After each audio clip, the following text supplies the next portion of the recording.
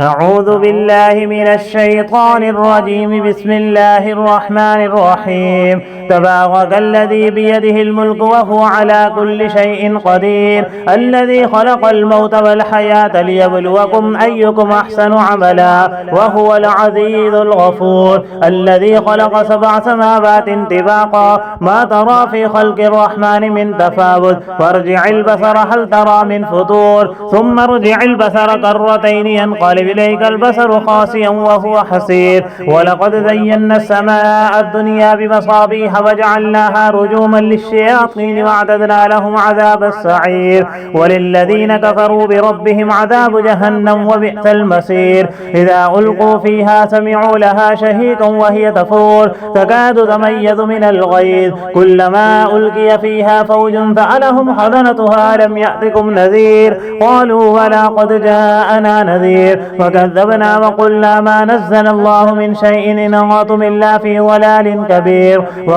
وقالوا لو كنا نسمع ونعقل ما كنا في أصحاب السعير، فاعترفوا بذنبهم فسحقا لأصحاب السعير. إن الذين يخشون ربهم بالغيب لهم مغفرة وأجر كبير. وأسروا قولكم أو اجهروا به إنه عليم بذات الصدور. ألا يعلم من خلق وهو اللطيف الخبير. هو الذي جعل لكم الأرض ذلولا فامشوا في مناكبها وكلوا من رزقه وإليه النشور. أأمنتم من في السماء أن يكسر بكم الأرض فإذا هي تمور، أم أمنتم من في السماء أن يرسل عليكم حاسبا فستعلمون كيف نذير. ولقد كذب الذين من قبلهم فكيف كان نكير. أم لم يروا إلى الطير فوقهم صافات ويكبدن ما يمسكهن إلا الرحمن إنه بكل شيء بصير. أمن هذا الذي هو جند لكم ينصركم من دون الرحمن إن الكافرون إلا في غرور. أمن هذا الذي يرزقكم إن أمسك رزقه بل لجوا في عتو ونفور. أفمن يمشي مكبا على وجهه أهدى أمن يمشي سويا على صراط مستقيم.